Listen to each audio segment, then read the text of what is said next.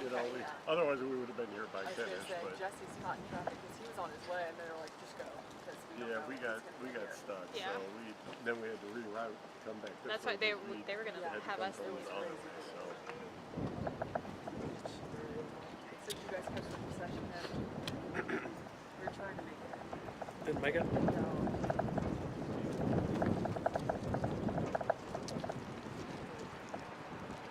We didn't see many down here, but it looked like there was a good handful of people out on the street a little farther down. There was, going through the village at Ball State, all the construction workers just stopped. It was So there's amazing. a college kids. It was amazing. And then going past the county building here, all the county employees were outside with flags, and that's when I broke down. See that? And they all came together so quickly, you know. The university made an announcement. Did they? I couldn't hear what they were saying. I just hear the announcement and just saw that people outside.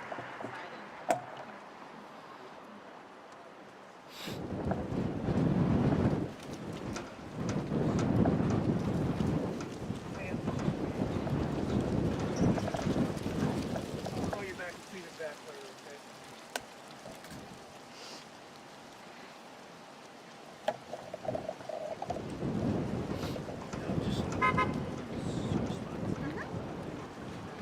We were at the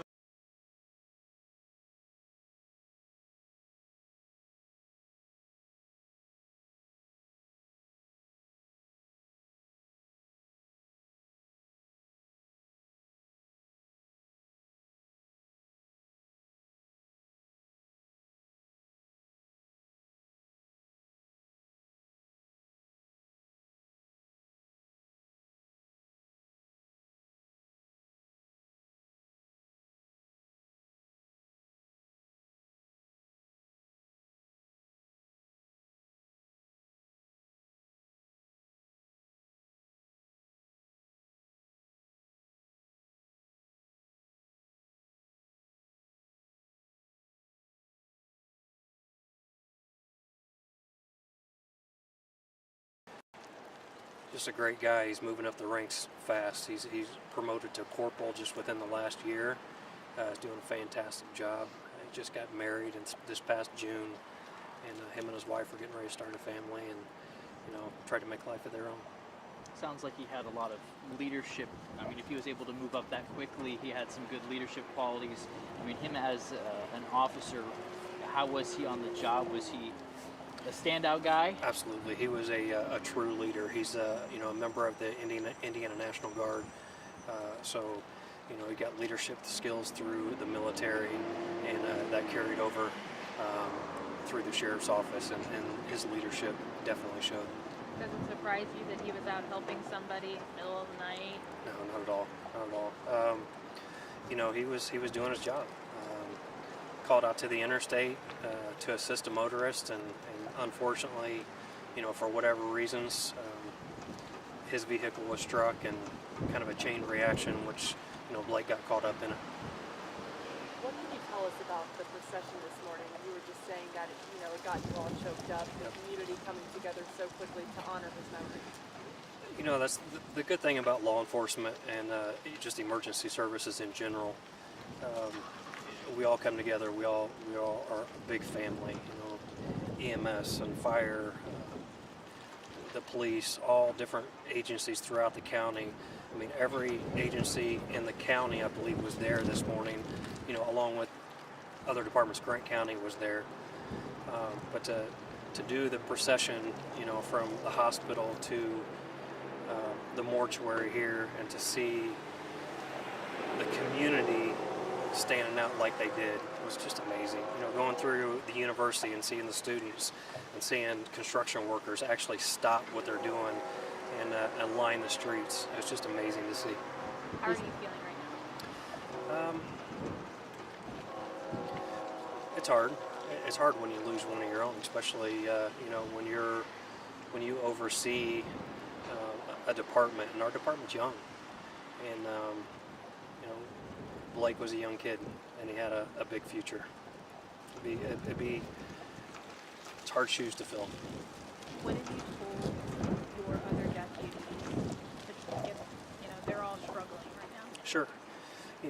The hardest The hardest thing are the deputies that were actually working with him on shift last night, and you know, one deputy in particular is the one that actually found him. You know, when he wouldn't answer the radio, so you know we're racing out to make sure that he's okay and you know how we found him. But you know, for the next couple of days, there'll be some grieving time. There'll be some grieving periods, and we'll come together. There's you know, there's counselors that we'll talk to, and they'll come and talk to the department, and we'll make sure that everybody's doing okay.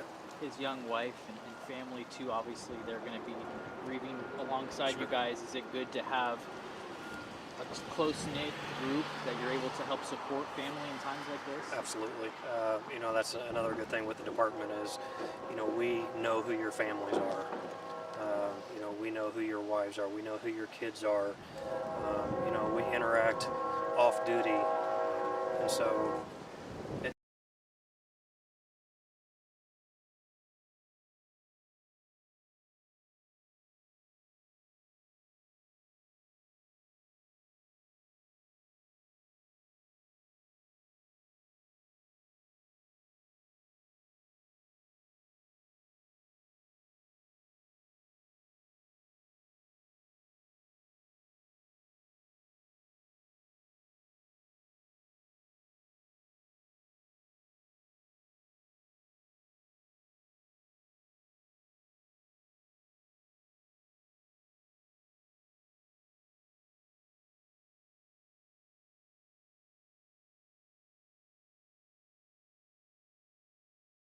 you know, they'll do everything they can to seek the answers of actually to what happened.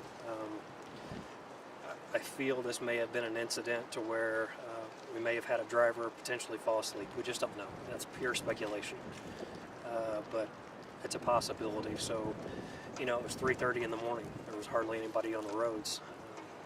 It was just a very unfortunate situation. Chief, I know it's early. He's probably just got here, but obviously the community has a lot of support for you guys. Is there any word on when we can expect public services, anything like that yet? We're still going through those details. I expect they may be as early next week. You know, there's some logistics that we've got to get around. You know, working with the family and working with the Indiana Sheriff's Association and the Fraternal Order of Police. They'll all be involved, and they're all going to be of assistance, which we greatly appreciate. But we look for it to be in the next probably 4 or 5 days. What can we as a community do for the sheriff's office? Pray. The community can pray for the family,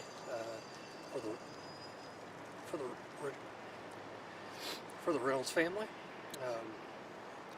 It's devastating to them, and it's devastating to the deputies that work with him, and people don't understand that we're with each other.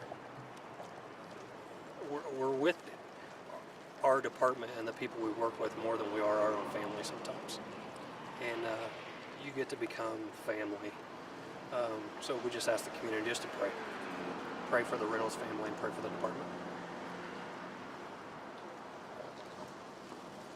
Okay, thank you. Thank you. Appreciate it. Will they be seeking a deputy car outside of the sheriff's department or Yes. anything? If it's not there yet,